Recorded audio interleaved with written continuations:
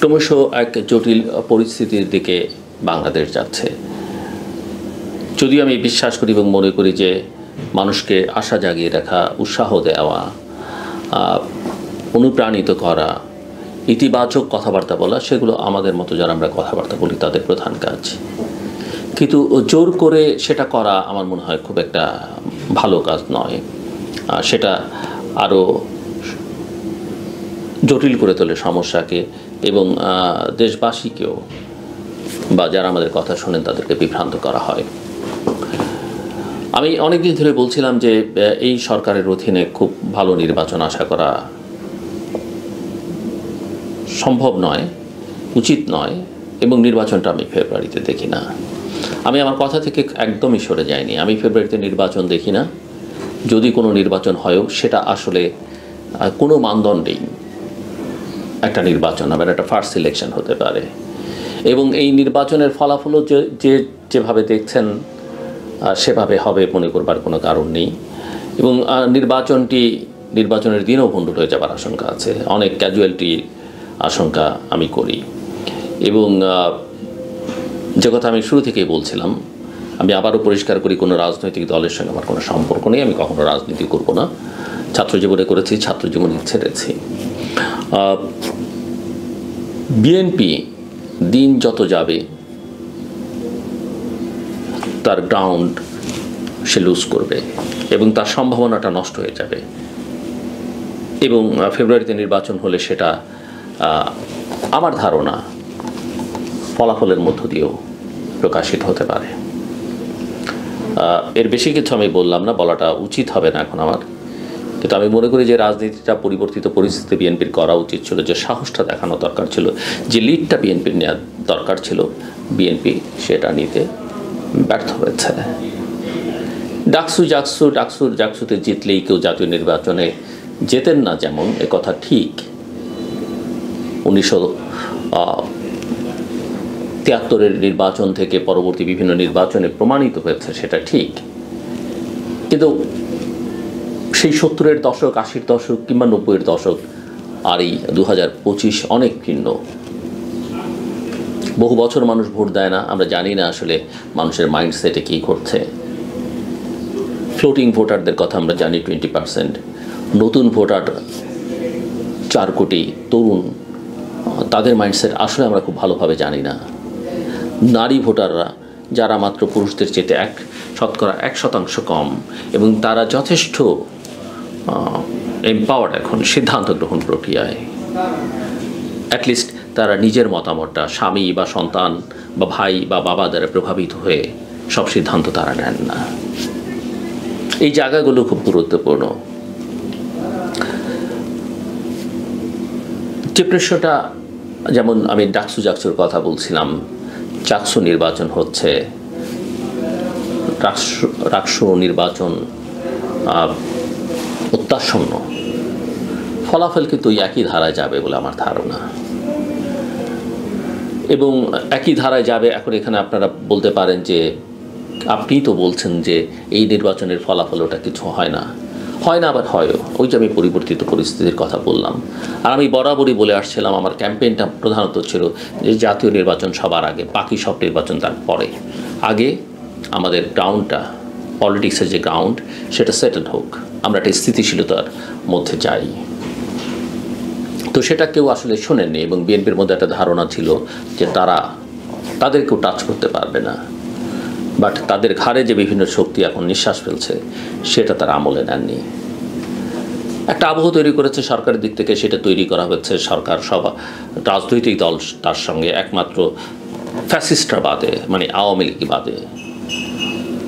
এবং তারা এখন জুলাই চার্টার করছেন, একটা ঐকমত্য কমিশন তৈরি হয়েছে, এবং সেই কমিশনের 3 মাসের চর্চার শেষে এখন একটা সনদ স্বাক্ষরিত হবে আগামী 17 তারিখে।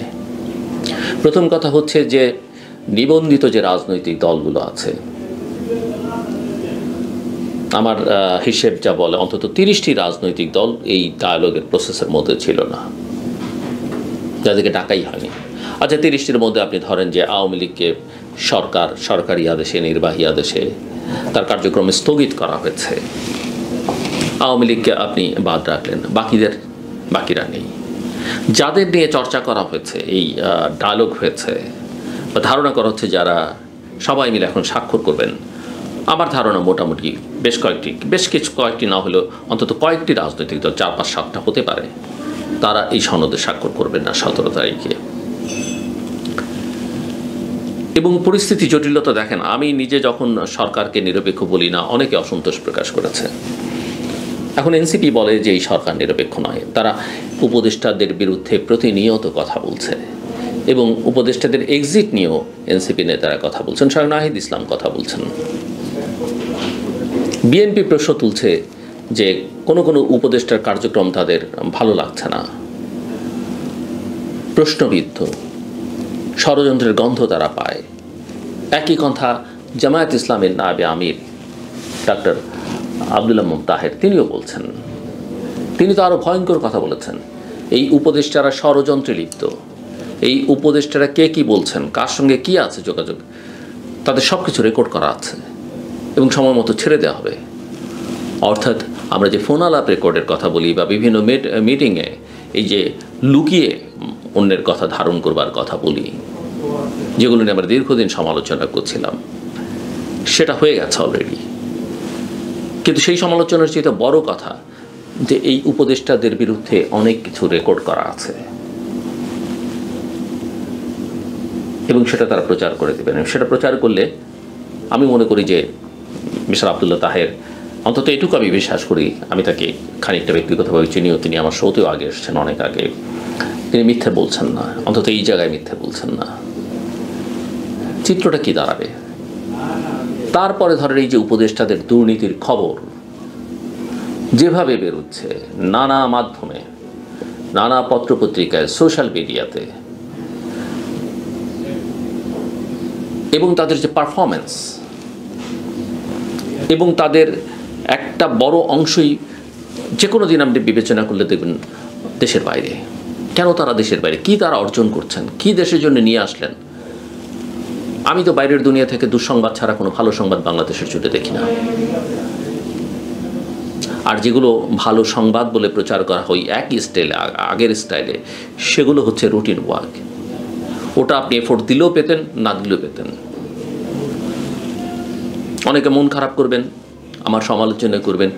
ডোনাল্ড ট্রাম্পের সঙ্গে তার যে ট্যারিফ সংক্রান্ত ডিসিশন, এই ডিসিশনে আমাদের যে অর্জন,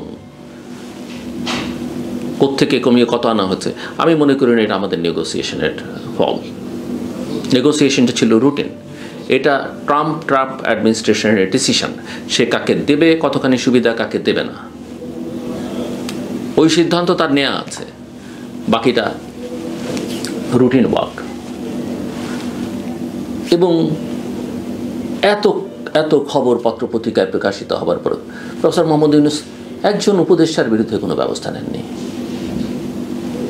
তার সমস্যাটা কোথায়? সমস্যা কি এটা যে তিনি আসলে এইসব বিষয় নিয়ে খুব একটা ভাবছেন না, তিনি নিজের প্রতিষ্ঠানগুলোর সুযোগ সুবিধা গুছিয়ে নেওয়াটাই তার প্রধান কাজ? বা 14 মাসে 14 বার বিদেশ সফর, তার মধ্যে দুটো তিনটা মাত্র রাষ্ট্রীয় সফর, দেশের অর্থ ব্যয় করে?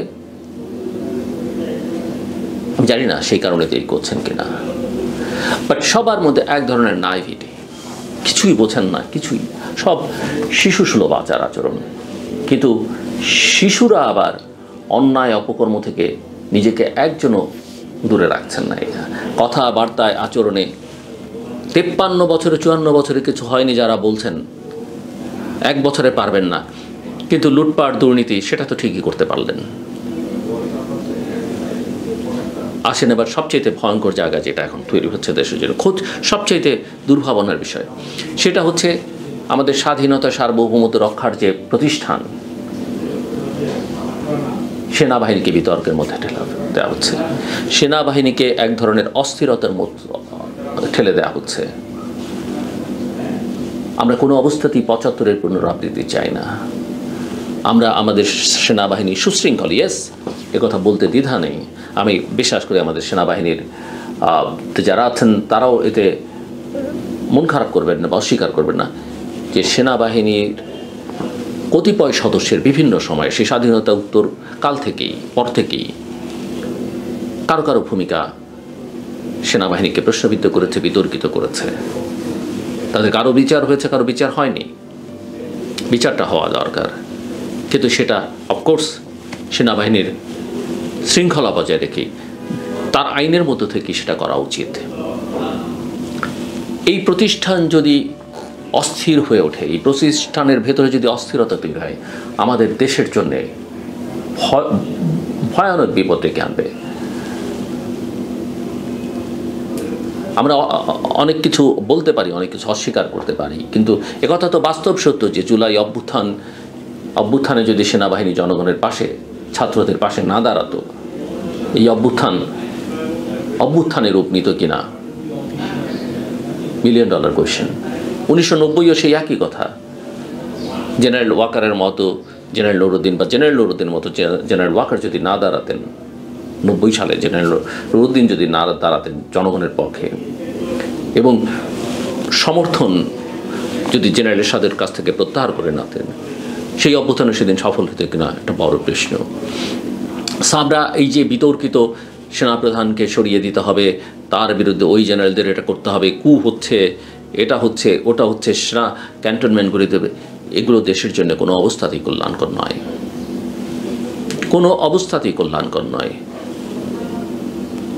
হ্যাঁ, আমরা যদি দেখি যে সেনা আইনে সেনাবাহিনীর মধ্যে বিচার হয় না, হচ্ছে না, আমরা তখন প্রশ্নটা তুলতে পারি।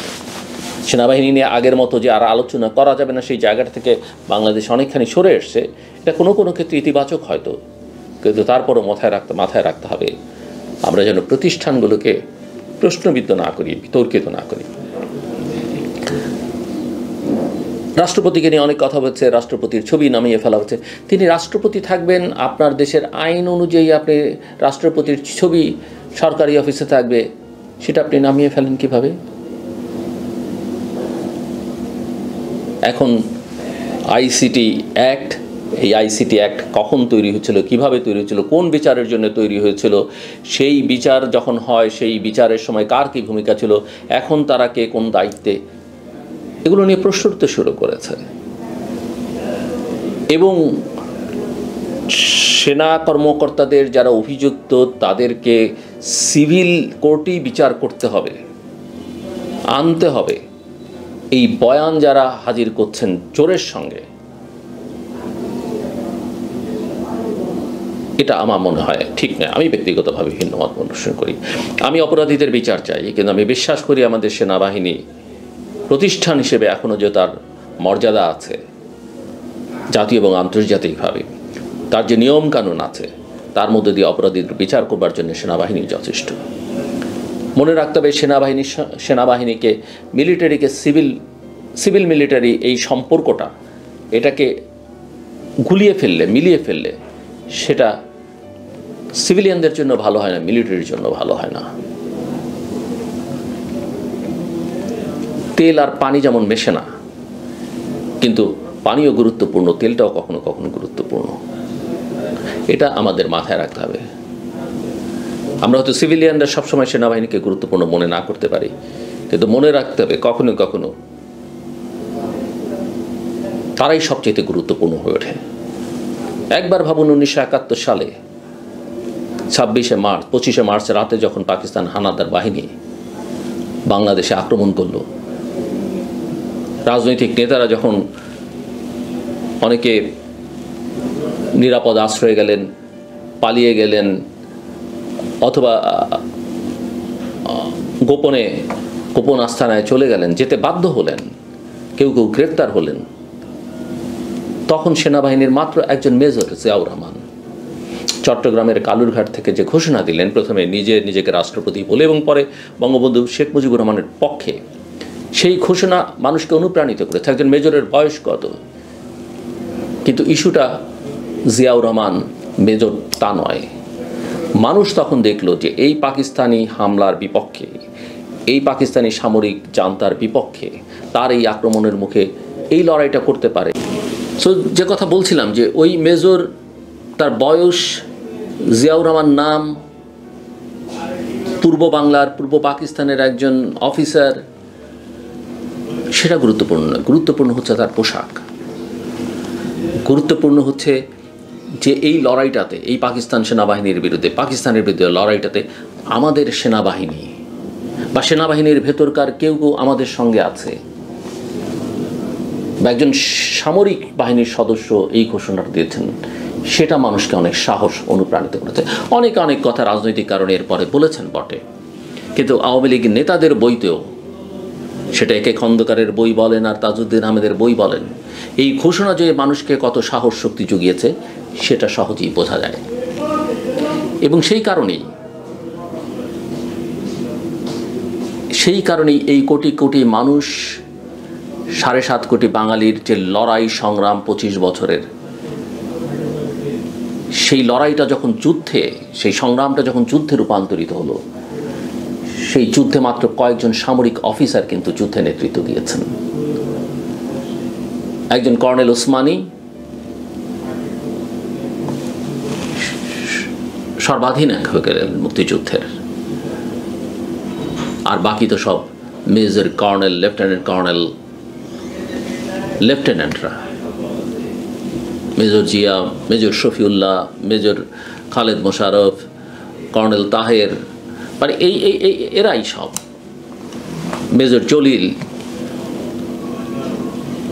এরা নেতৃত্বটা দিলেন। কাজে ওই সময়ে এই নিরস্ত্র বাঙালি যাদের কোনো প্রশিক্ষণ নেই, তাদেরকে অস্ত্র চালনা শিক্ষা থেকে শুরু করে সবটাই দিল এই সামরিক কর্মকর্তারা, সামরিক বাহিনীর সদস্যরা। তাদের মধ্যে সিপাহীরা ছিলেন, অন্যান্যরা ছিলেন, পুলিশ যুক্ত হয়েছে, তৎকালীন ইপিআরের সদস্যরা যুক্ত হয়েছেন, পরে তারা গিয়ে ভারতেও অনেকে ট্রেনিং নিয়েছেন, সাধারণ মানুষ। কিন্তু এই বিষয়টা অত্যন্ত গুরুত্বপূর্ণ। কাজেই আমি মনে করি এটা একটা অর্বাচীনের মতো কাজ হচ্ছে, সেনাবাহিনীকে প্রশ্নের মধ্যে ফেলা, সেনাপ্রধানকে নিয়ে বিতর্ক করা, গোয়েন্দা সংস্থাগুলোকে নিয়ে অতিমাত্রায় অতিরঞ্জিত কথাবার্তা বলা। আমি জানি আয়নাগরের কথা, আমি জানি এনফোর্স ডিসঅ্যাপিয়ারেন্সের কথা, আমি জানি এক্সট্রা জুডিশিয়াল কিলিংয়ের কথা। আমি যে প্রতিষ্ঠানে কাজ করি সিজেস, সেগুলো নিয়ে গবেষণাধর্মী কাজ করেছে, কিভাবে মানবাধিকার লঙ্ঘিত হয়েছে বাংলাদেশে, কিভাবে মানবাধিকার নিয়ে যারা কাজ করেন বিপদে ছিলেন। কিন্তু সেটা একটা শৃঙ্খলার মধ্যে, নিয়মের মধ্যে থেকে এখন বিচার হোক। এর বাইরে অতিরিক্ত কোনো কিছু পৃথিবীতে, আপনি অতিরিক্ত খাবেন সেটা সমস্যা, অতিরিক্ত কথা বলবেন সেটা সমস্যা, সব কিছু সীমার মধ্যে থেকে পরিমিত হওয়া উচিত। দেশটা শুধু আমার কথায়, আমার বয়ানে চললে হবে না, বা কোনো দলের রাজনৈতিক নেতার দলের একার কথায় চললে হবে না। একটা রাষ্ট্র যখন চলে তার কিছু নিয়ম আইন কানুন আছে, আর যদি রাষ্ট্র আমরা না মানি অন্য কথা। এই সরকার কি করবে? এই সরকারের,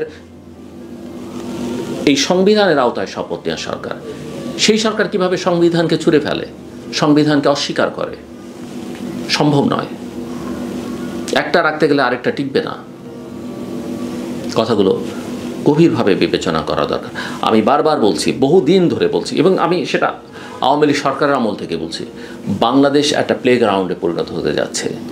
আমরা যদি সজাগ না হই, সতর্ক না হই, কারণ প্রত্যেকের চাওয়া আছে, প্রত্যেকটা দেশের আন্তর্জাতিক শক্তির তার চাওয়া আছে, আমি তাদেরকে দোষারোপ করছি না, কিন্তু সেই চাওয়ার সঙ্গে সঙ্গতি রেখে আমরা আমাদের স্বার্থ, আমরা আমাদের নিরাপত্তা, আমরা আমাদের স্বাধীনতা, আমরা আমাদের সার্বভৌমত্ব কীভাবে অক্ষুণ্ণ রাখবো, সেটাই আমাদের কাছে গুরুত্বপূর্ণ।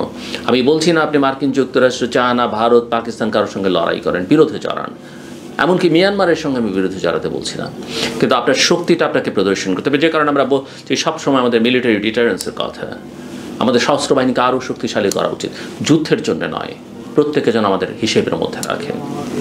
একই সঙ্গে আমার বাণিজ্যিক স্বার্থ, আমার অর্থনৈতিক স্বার্থ, আমার জাতীয় স্বার্থ, নিরাপত্তার স্বার্থ, আমার জনগণের ভবিষ্যৎ, আমার তরুণদের ভবিষ্যৎ, আমার ছাত্ররা যে জ্ঞান অর্জন করতে চায়, লেখাপড়া করতে চায়, সেটা কোথায় গিয়ে করবে, সেই স্বার্থগুলো আমাদের দেখতে হবে, এবং সেইভাবে আমাদের সম্পর্কটা কোনো সমীকরণ করতে হবে, ঠেলে সাজাতে হবে। কারোর সঙ্গে গায়ে পড়ে ঝগড়া করে নেয়, আর কারোর সঙ্গে অযাচিত অপ্রয়োজনীয় মাখামাখি শুধুমাত্র ব্যক্তি স্বার্থে, দলের স্বার্থে করে নয়। এই বিষয়গুলোকে আমাদের গভীরভাবে মাথায় রাখা উচিত। অন্যথায় যে পথে আমরা হাঁটছি, আজকে যে জায়গায় দাঁড়িয়েছি, এই অবস্থা আর কিছুদিন চললে বাংলাদেশের সব কিছু নিয়ন্ত্রণের বাইরে চলে যাবে।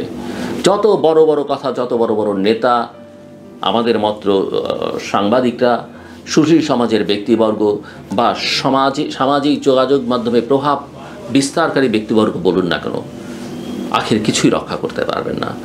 আমি আবারও বলি, সাবধান। আমার কথা শুনবার জন্য অসংখ্য ধন্যবাদ।